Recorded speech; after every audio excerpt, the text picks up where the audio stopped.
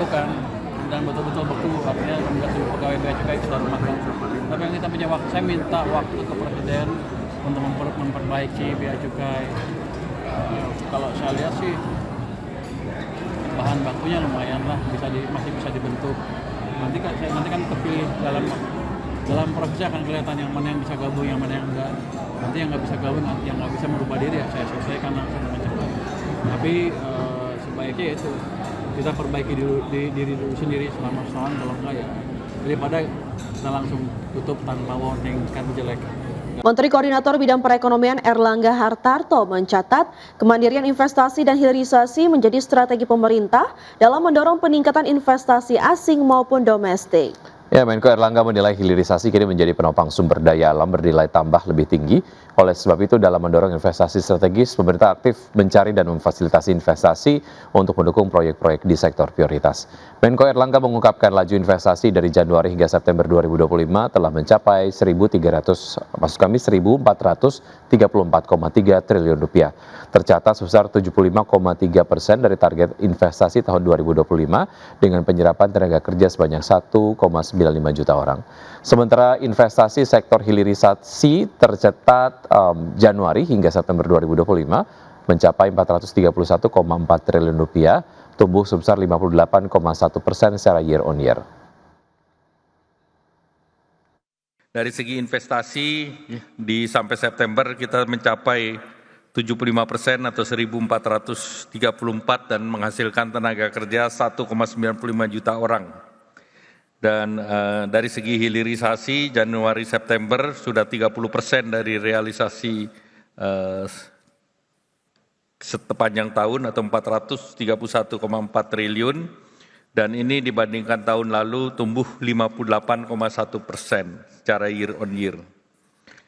Untuk Special Economic Zone atau KEK ini tumbuh sampai pertengahan tahun ini 294,4 triliun atau tumbuh juga, dan jumlah pelaku usahanya 442 usaha dan jumlah tenaga kerjanya 187.000.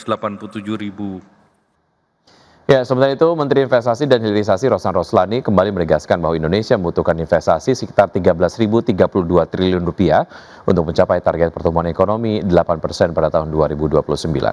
Menurutnya, Kepala Badan Koordinasi Penanaman Modal sekaligus CEO Danantara ini, investasi akan memainkan peranan yang sangat penting untuk mendorong pertumbuhan ekonomi. Pasalnya, investasi dapat menghasilkan multiplier effect seperti pembukaan lapangan kerja dan nilai tambah penerimaan negara.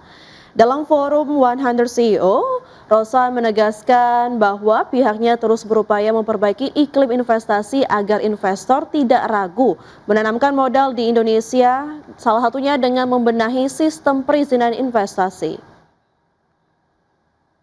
Kalau kita lihat struktur dengan sekarang, investasi akan memainkan peranan yang sangat-sangat penting bagaimana kita bisa mencapai pertumbuhan 8% yang dicanangkan oleh Bappenas sampai dengan tahun 2029.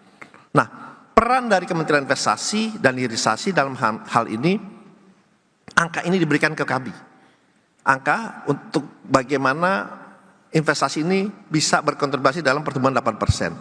Sedangkan kalau kita lihat, dalam 5 tahun ke depan, pertumbuhan investasi yang diharapkan kurang lebih adalah 13.032 triliun rupiah atau kurang lebih 869 miliar US dollar. Dengan average pertumbuhan kurang lebih itu 15,7%. Dibandingkan dengan 10 tahun terakhir itu total investasinya adalah 9,1 triliun lebih. Nah, ini adalah angka yang diberikan kepada kami dalam rangka kita bisa mencapai pertumbuhan 8%. Pemirsa, Indonesia telah mencapai swasembada pangan di tahun ini. Ya, stok beras nasional sendiri tercatat telah mencapai lebih dari 4 juta ton dan Menteri Pertanian Andi Amran Sulaiman menegaskan ketercukupan pasokan beras tak terlepas dari penyaluran pupuk bersubsidi yang disediakan oleh pemerintah. Mentan Amran Sulaiman mengungkapkan demi ketersediaan pasokan pupuk bersubsidi, upaya revitalisasi atau menghidupkan kembali pabrik-pabrik pupuk milik negara terus dilakukan sesuai dengan instruksi Presiden. Langkah strategis ini dilakukan untuk meningkatkan industri produksi, menekan biaya distribusi serta menjamin ketersediaan pupuk dengan harga yang lebih terjangkau bagi petani di seluruh Indonesia. Selain itu, Menteri Amran juga mengungkapkan bahwa harga pupuk subsidi resmi diturunkan sebesar 20%, termasuk seluruh jenis pupuk bersubsidi yaitu pupuk urea dan pupuk NPK. Upaya penurunan harga pupuk ini untuk meningkatkan pertanian di dalam negeri dan dapat mewujudkan swasembada pangan.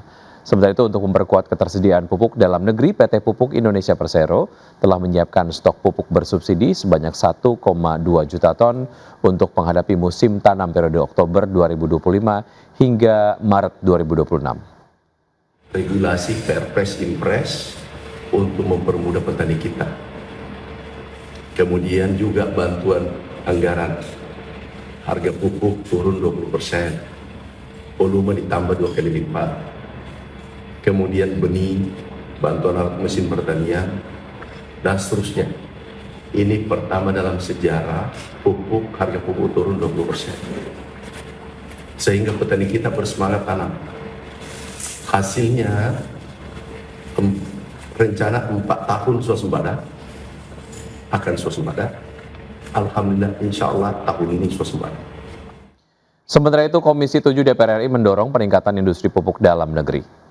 Ya, di mana dengan upaya revitalisasi pabrik pupuk milik negara secara masif bisa mendorong peningkatan kapasitas produksi untuk mendukung program swasembada pangan. Wakil Ketua Komisi 7 DPR RI, Lamhot Sinaga, dalam kunjungan kerja ke pabrik PT Pupuk Sriwijaya atau Pusri Palembang, menegaskan meningkatnya kapasitas produksi pupuk menjadi faktor penting dalam memastikan kebutuhan atau kecukupan kebutuhan sektor pertanian, khususnya untuk komoditas seperti beras dan pangan strategis lainnya. Untuk itu, Komisi 7 DPR RI mendorong industri pupuk untuk meningkatkan produksi guna mendukung program swasembada pangan. Tercatat, kapasitas produksi pupuk subsidi saat ini menunjukkan perkembangan positif. Menurut Lamhot Sinaga, untuk komoditas urea telah mengalami surplus. Bahwa seluruh industri pupuk kita ini akan mencukupi kebutuhan gasnya supaya kapasitas produksinya bisa sampai kapasitas terpasangnya itu bisa sampai maksimal. Nah, kita akan dorong karena ini feedstock, maka harus kontraknya jangka panjang. Khusus untuk PIM, karena tahun 2027 itu ada sumber gas itu dari Andaman. Nah, harusnya di tahun 2027 sudah tidak ada masalah untuk khusus pupuk Iskandar Muda. Maka 2026 ini perlu kita dorong kebutuhan LNG-nya yang saat ini dikirimkan 2 kargo. Nah, kalau ini kontinuitasnya harus kita jaga untuk menjaga sustainability daripada kapasitas produksi. Kinerja PT El Nusa Tbk atau dengan kode saham ELSA dinilai masih bisa tumbuh positif di tengah volatilitas harga minyak dunia. Ya, perseroan dinilai mampu menjaga fundamental bisnis melalui efisiensi dan diversifikasi. ELSA mencatatkan kenaikan pendapatan 8,6% year on year menjadi 10,48 triliun rupiah hingga kuartal 3 2025. Namun meski pendapatan tumbuh, beban pokok pendapatan dan beban administrasi ikut meningkat sehingga menekan laba bersih menjadi 526,56 miliar rupiah atau turun 4,48%. Manajemen El Nusa menegaskan tetap mengutamakan efisiensi serta penguatan fundamental bisnis di tengah dinamika industri migas. Analis menilai prospek El Nusa masih terbuka, khususnya dari segmentasi distribusi dan logistik energi yang menyumbang lebih dari setengah total pendapatan. Meski sektor hulu migas tertekan volatilitas harga minyak, kekuatan permintaan domestik dinilai masih menopang kinerja. Pertumbuhan diperkirakan akan lebih baik apabila belanja modal migas nasional termasuk Pertamina kembali agresif pada 2026. El Nusa juga mulai fokus diversifikasi dengan merambah proyek CCUS, fasilitas panas bumi hingga ekosistem kendaraan listrik. Upaya ini dinilai sejalan dengan transisi energi dan berpeluang menjadi sumber pendapatan jangka panjang.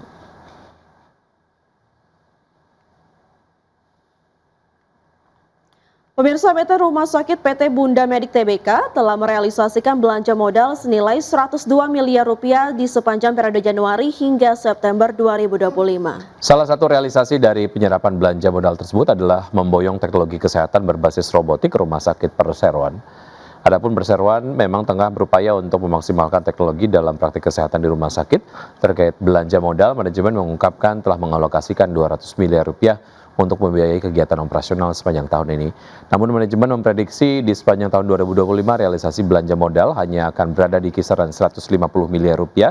Sementara itu dari sisi kinerja keuangan hingga September 2025 perseroan membukukan pendapatan senilai 1,15 triliun rupiah, laba bersih senilai 12,24 miliar rupiah.